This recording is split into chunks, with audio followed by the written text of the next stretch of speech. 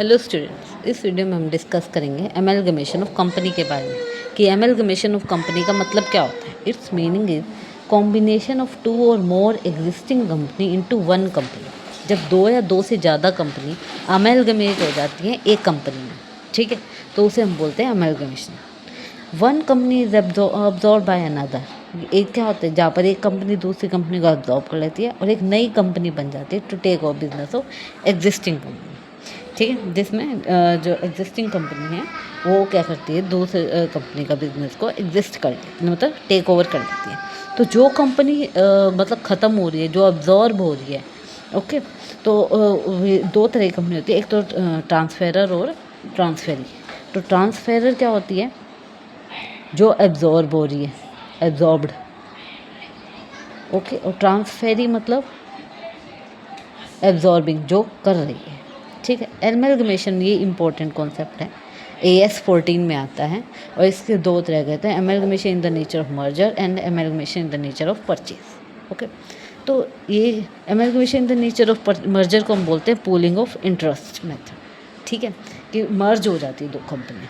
और परचेज मतलब एक कंपनी दूसरी कंपनी को खरीद रही है, तो इसमें हम बोलते हैं पूलिंग ऑफ इंटरेस्ट और इसको बोलते हैं हम एक्विजिशन, ठीक है। ये जो कंडीशन है ये बहुत इंपॉर्टेंट है एग्ज़ाम पॉइंट ऑफ व्यू से, ठीक है। तो कंडीशन देखिए in the nature of merger के लिए कि all assets and liabilities taken over होनी चाहिए। शेयर होल्डर जो ट्रांसफेरर कंपनी की है, जो दूसरी कंपनी जिसमें मर्ज हुई है उसके ही वो शेयर होल्डर बन जाने चाहिए। Consideration paid only in equity shares, मतलब जो कंसिडरेशन है वो इक्विटी शेयर्स में दी जाएंगे, क्योंकि कैश या डिबेंचर में नहीं दिए जाएंगे।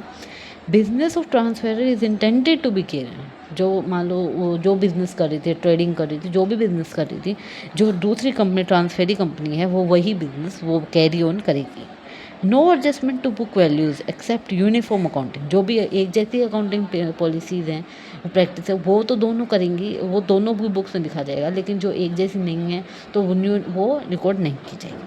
अगर इनमें से एक भी कंडीशन फॉलो नहीं होती है तो वो क्या बन जाएगा, amalgamation in the nature of purchase बन जाएगा, ठीक है। ये सारी पांचों की पांचों कंडीशंस फुलफिल होनी चाहिए। Amalgamation in the nature of purchase क्या है, assets and liabilities revise value पे, देखो इसमें तो कहते हैं जो बुक वैल्यू उस पर लिया जाता है, लेकिन इसमें रिवाइज वैल्यू पे लिया जाएगा। कंसिडरेशन क्या है, इसमें किस में था, सिर्फ इक्विटी शेयर्स में, इसमें कंसिडरेशन कैश, शेयर्स और डिबेंचर तीनों बनता है।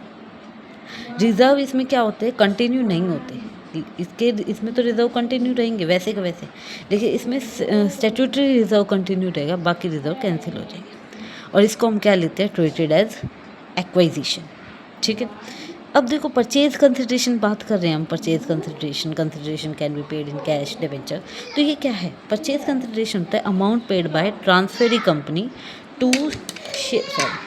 To share holders of transferor company.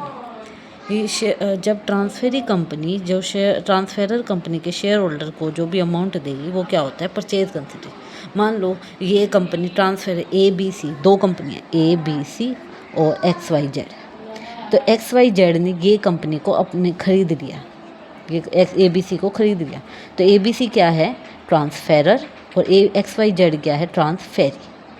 अब ये कंपनी मान लो इसकी वैल्यूएशन लगाई हमने 5 लाख की, ठीक है, तो 5 लाख की, तो XYZ ये 5 लाख रुपए क्या है, XYZ के लिए परचेज कंसिडरेशन कि उसको 5 लाख रुपए देने हैं, अमाउंट पेड कर। तो इसको कैलकुलेट करने के लिए दो मेथड होते हैं, लंप सम और नेट असेट मेथड, ठीक है। तो यही इतना ही इंपॉर्टेंट हमारी UGC के लिए। तो देखिए अभी हम एक क्विक रिवीजन कर लेते हैं। Amalgamation means combination of two और more company existing company into one company where one company is absorb by another और a new company is taken over by business of existing company. दो तरह से होते हैं, मर्जर और purchase. Merger को pooling of interest बोलते हैं और परचेज को हम एक्विजिशन बोलते हैं।